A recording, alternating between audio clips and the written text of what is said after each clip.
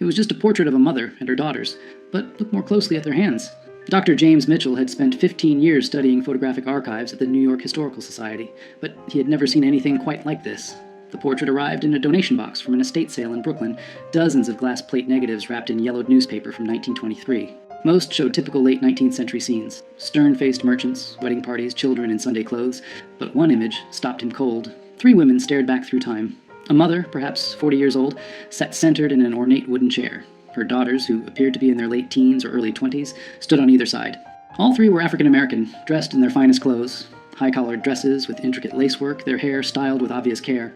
The formal studio backdrop showed a painted garden scene, common for the era. What struck James wasn't the composition or the subject's dignified expressions, it was their hands. The mother's hands rested in her lap, fingers interlaced in an unusual pattern. Her right thumb crossed over her left, with her index and middle fingers extended while the others curled inward. The daughters each placed one hand on their mother's shoulders, their fingers arranged in similar, deliberate configurations. James had examined thousands of Victorian-era portraits. Subjects typically kept their hands still, folded naturally or resting on props. Photographers of that period demanded absolute stillness during the long exposure time. Every detail was intentional. These hand positions looked too specific, too purposeful to be coincidental. He lifted the magnifying glass, studying the negative more carefully. In the bottom right corner, barely visible, someone had etched tiny numbers into the glass. NY 1892-247. James couldn't shake the image from his mind. That evening, he returned to his apartment in the Upper West Side and spread his research materials across the dining table. He had photographed the glass negative with a high-resolution camera, and now the portrait filled his laptop screen in startling clarity. The detail was remarkable for 1892. He could see the texture of the fabric, the small brooch pinned to the mother's collar, even the subtle differences in the daughter's features. But it was the hands that held his attention. He zoomed in until each finger filled the frame. The positioning was unmistakable now. This wasn't random. The mother's right thumb crossed deliberately over her left, a gesture that required conscious effort to maintain during the exposure. Her extended fingers created a specific shape. The daughter's hands on her shoulders mirrored variations of the same theme, fingers bent at precise angles, thumbs positioned with clear intention. James had studied Civil War photography, Reconstruction-era documentation, and early 20th century social reform movements. He knew that activists and underground networks often used visual signals, specific poses, objects placed in photographs. Even the way people stood could convey hidden messages to those who knew how to read them. He opened his database of abolitionist and post-emancipation activist networks. The Underground Railroad had used quilts, songs, and symbols. But this was 1892. Almost 30 years after the Emancipation Proclamation, 15 years after Reconstruction ended. What networks still needed secret codes? His phone buzzed. His colleague, Dr. Sarah Chen, a specialist in African American history, responded to his earlier text, "Free tomorrow morning? What did you find?" James typed back, "Something that might rewrite what we know about post-Reconstruction activism in New York. Bring your sources on property rights and documentation struggles." Sarah arrived at the Historical Society at 9 sharp, carrying a worn leather satchel filled with research materials. James had the portrait projected on the wall of the research room, larger than life. The 3 women gazed down at them with quiet dignity. "Look at their hands," James said, pointing with a laser pointer. Every finger positioned deliberately. Sarah approached the projection, her eyes narrowing. She set down her bag and pulled out a thick folder. After Reconstruction collapsed in 1877, African American families in the North faced a different kind of battle. Not slavery, but systematic exclusion. Property rights, inheritance, even proof of identity became weapons used against them. She spread documents across the table. Legal papers, city records, newspaper clippings from the 1880s and 1890s. New York wasn't the progressive haven people imagine. Black families struggled to maintain property ownership, establish businesses, prove legal marriages. Many had fled the South with nothing but their word. No birth certificates, no marriage licenses, no documentation.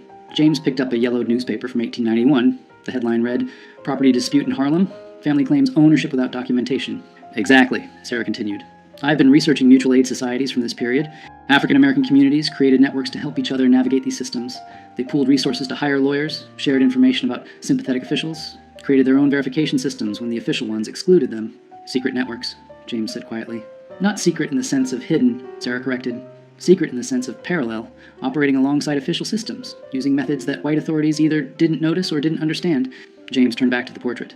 "What if this isn't just a family photograph? What if it's documentation?" The etched numbers in the corner, NY 1892-247, proved to be the breakthrough. After 2 days of searching through city directories and business records, James found a reference.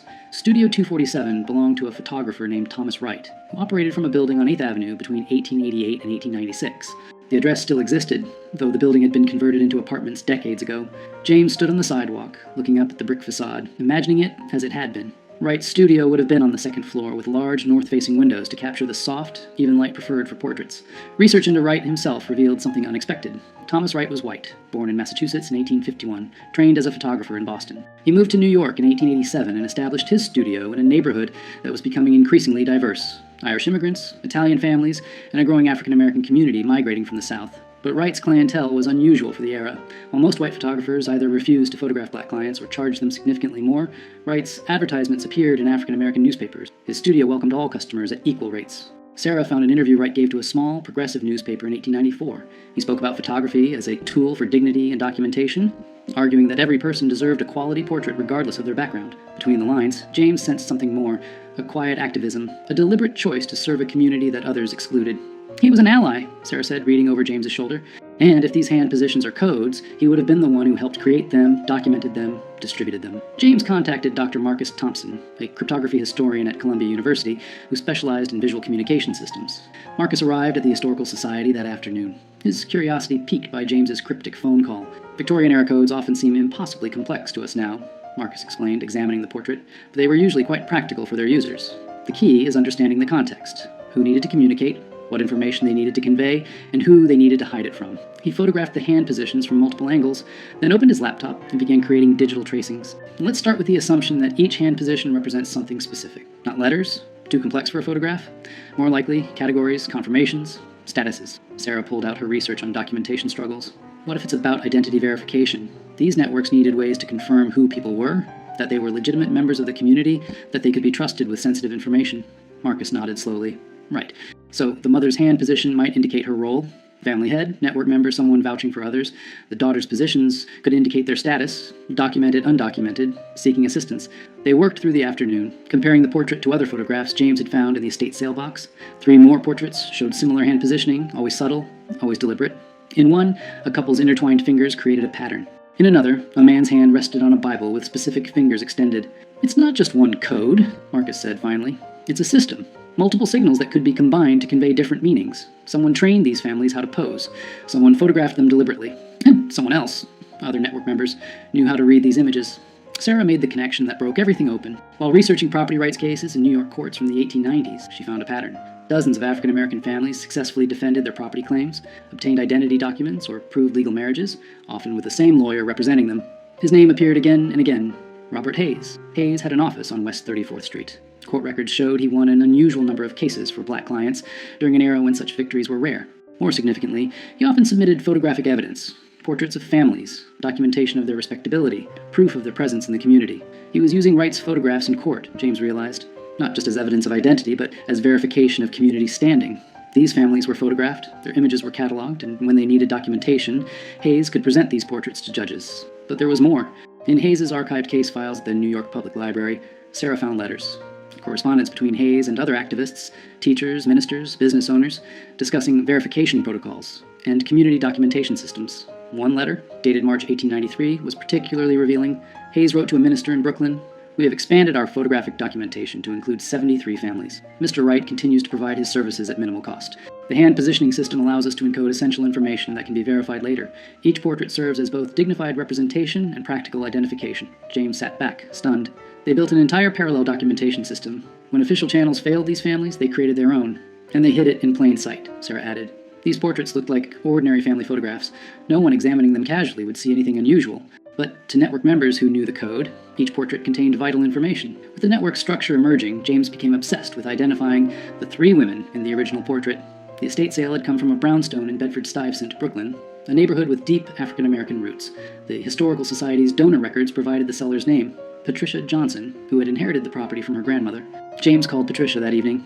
She was 72 years old, sharp-voiced, and initially skeptical of his interest in old family photographs. But when he described the portrait in detail, her tone changed. "My great-grandmother," she said quietly. "That's Eleanor. Eleanor Morrison. The daughters would be my grandmother, Ruth, and her sister Grace." "Can you tell me about them?" James asked. Patricia was silent for a moment. "Eleanor was born enslaved in Virginia. Came north after the war with Ruth, who was just a baby. Grace was born here in New York. Eleanor worked as a seamstress. She was known for her skill with lace and fine embroidery, supported the family that way." "Did she ever mention being part of any organizations? Community groups?" She was involved in her church, Patricia said, and she helped people. That's what my grandmother always said. Eleanor helped families with paperwork, finding housing, connecting with lawyers. She seemed to know everyone, how to navigate every system. James's pulse quickened. Patricia, I think your great-grandmother was part of something significant. A network that helped African-American families document their identities and protect their rights after Reconstruction. Patricia was quiet again. When she spoke, her voice was thick with emotion. I always knew she was special, but we lost so much history. After she died in 1919, the family scattered. My grandmother rarely talked about those early years. With Patricia's permission, James and Sarah began tracing Eleanor Morrison's connections. Church records from Bethel AME Church in Brooklyn showed Eleanor as a member from 1879 until her death. She served on the Ladies' Aid Society, which officially provided charity to needy families. But the meeting minutes revealed something more structured. The society kept careful records of families they assisted, names, ages, circumstances, needs. But certain entries included notations that made no sense in context, numbers and letter codes that seemed arbitrary. Until Sarah realized they corresponded to Thomas Wright's numbering system. They were cross-referencing, she explained to James. The Church Society identified families who needed documentation. Wright photographed them with the appropriate hand codes. Hayes used the photographs in legal proceedings. And the church records kept track of everything, hidden in plain sight within charity work documentation. James found more photographs in Wright's archive. The Historical Society had acquired his entire collection in 1923, after his death, but no one had properly cataloged it. Dozens of portraits showed the hand positioning system. Families photographed between 1890 and 1896, each image carefully numbered, each one documenting people who had been systematically excluded from official records. They identified other network members. A teacher named Samuel Brooks, who helped families obtain school records for their children. A clerk in the city property office named Mary Chen, who processed deeds and made sure paperwork was properly filed. A minister named Reverend James Washington, who performed marriages and provided certificates when official channels refused. Each person had taken quiet risks, used their position to help, operated within a system designed to exclude the people they served. Together, they had created something called a shadow archive that preserved dignity and protection when official America offered neither. 3 months into their research, James and Sarah organized an exhibition at the Historical Society. They displayed 20 portraits from Wright's collection, each showing the hand positioning system, each accompanied by the story they had uncovered about the family photographed. Patricia Johnson attended, seeing her great-grandmother's portrait properly honored for the first time. She brought her daughter and granddaughter, 4 generations of Eleanor Morrison's descendants standing before the image that had started everything. But the exhibition's most powerful moment came when other descendants arrived. James and Sarah had located families connected to 12 of the photographed individuals. Each had pieces of the story, fragments of oral history, old letters, faded documents that suddenly made sense within the network's context. An elderly man named Thomas Hayes stood before a portrait of his great-grandfather, the lawyer Robert Hayes, photographed with his hands positioned in the same deliberate code. I always heard he helped people, Thomas said quietly, but I never knew the extent. Never knew he was part of something this organized. A woman named Grace Brooks examined a portrait of Samuel Brooks, the teacher. My family said he was arrested once, in 1895, for helping a family obtain false documents, but the charges were dropped. And looking at this now, I don't think the documents were false. I think he was helping people get the documentation they deserved, but were denied. The New York Times covered the exhibition. The article ran with a headline, "Hidden in Plain Sight, How Post-Reconstruction Activists Built a Secret Documentation Network." Within days, historians from across the country contacted James, sharing similar findings from their regions. Parallel networks in Philadelphia, Boston, Chicago, all operating during the same period, all using subtle codes and photographs to document and protect African-American families navigating hostile systems. 6 months after discovering the portrait, James stood in the Historical Society's conservation lab, carefully handling the glass plate negative. They had digitally restored dozens of Wright's photographs, each image now preserved and accessible to descendants and researchers. The mother and daughter's portrait had become iconic, reproduced in textbooks, featured in documentaries, displayed in museums. But for James, its power remained personal. He thought of Eleanor Morrison, born enslaved, who had built a life of dignity and purpose in New York, who had helped countless families navigate a system designed to exclude them, who had posed for this photograph with her daughters, their hands carefully positioned in a code that would preserve their place in history. Patricia Johnson had donated Eleanor's personal papers to the Historical Society, letters, a diary, business records from her seamstress work. In the diary, Eleanor wrote about the photograph. "Had our portrait made today. Mr. Wright is a kind man, understands what we are building. The girls were nervous, but I told them this picture will matter. Someday, people will see what we did here." She had been right. The photograph had mattered. It had preserved not just their images, but evidence of their resistance, their ingenuity, their refusal to be erased. Sarah had traced 63 families through the network, documenting how they had obtained property deeds, legal marriages, business licenses, and school records, fundamental rights that should have been automatic but required elaborate workarounds to achieve. The network had operated from approximately 1888 to 1897, helping hundreds of families before gradually dissolving as some activists died, others moved, and new systems emerged. Thomas Wright had died in 1923, his contribution largely forgotten. Robert Hayes had continued practicing law until 1910. Eleanor Morrison had lived to see her daughters married and established, her work continued by others. The network hadn't solved systemic injustice, but it had provided practical help to people who needed it desperately. James met regularly with descendants now, collecting oral histories, connecting families who shared this hidden heritage. The portrait had become more than historical evidence. It was a bridge between generations, proof that their ancestors had been resourceful, connected, and determined to create justice when official America denied it. He thought of Eleanor's hands, positioned deliberately in that Brooklyn studio in 1892, her fingers creating a code that would outlive her, that would carry her story across more than a century. In the end, the simplest gestures could hold the most profound truths. Sometimes, you just needed to look closely enough to see them.